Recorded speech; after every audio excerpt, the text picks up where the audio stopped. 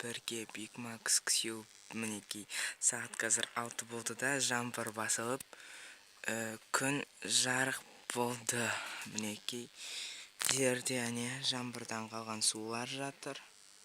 Барлық жер асфальттың барлығы су. Қазір әне мана түсірген жер. Мәне алдында біз барған жер, екі видеода да барған.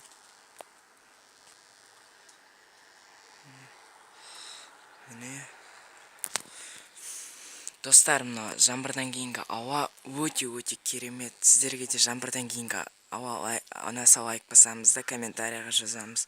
Достар, кешіріңіздер осы видеоны екі бөлікке бөлгенім үшін.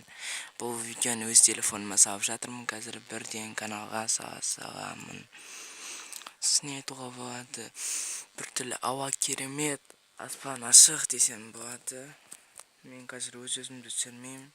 Себебі достар, мен әлі ұйықтаған жоқпын. Ұйқым келген жоқ, жай өз-өзімді түсірсем былай түсіре салайын. Әлі ұйқым келген жоқ.